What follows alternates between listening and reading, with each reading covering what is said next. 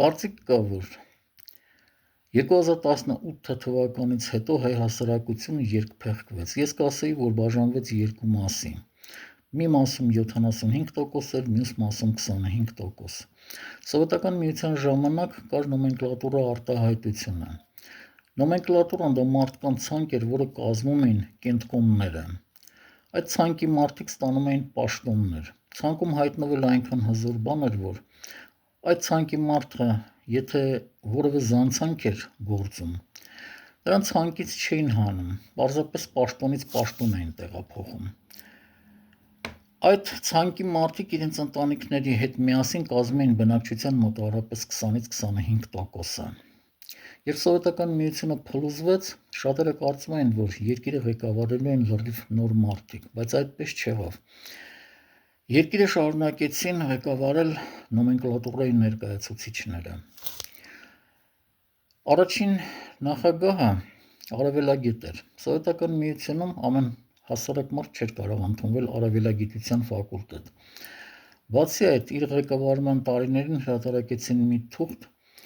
ըստ որի եղել է ԿԳԲ-ի կապիտան։ Եթե դա իրոք ճիշտ էր, ապա այժմ մինիմում գեներալ-մայոր է։ Երկրորդ նախագահը նույնպես նոմենկլատուրային գործիչ էր։ 88 թվականին եղել էր իր տարածաշրջանի ամենամեծ գործարաններից մեկի ազատված պարտկոմը,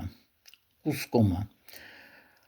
Ազատված պարտկոմ նշանակում է, որ այլ ուրիշ ոչ մի գործով չէր զբաղվում, միայն կուսակցական։ Այսինքն հետագայում կարող էր դառնալ քաղկոմի քարտուղար, ռայկոմի քարտուղար եւ այսպես շարունակ։ Հայաստանի երրորդ նախագահը նույնպես տիպիկ նոմենկլատուրային աշխատող էր։ Եղել էր ինքնավար մարզի մայրաքաղաքի կոմերցիոն քարտուղար։ Եվ ահա 2018 թվականին իշխանության եկավ մի մարդ, որի ոչ ծնողները, ոչ ինքը նոմենկլատուրայի հետ ոչ մի կապ չունեին։ Եվ սա անչափ զայրացրեց այն մարդկանց, ովքեր կազմում էին բնակչության նոմենկլատուրային այն 20-25%-ը։ Եվ հենց այդ ժամանակ եւ հավանաբար հենց այդ մարդկանց կողմից ասպարեզ նետվեց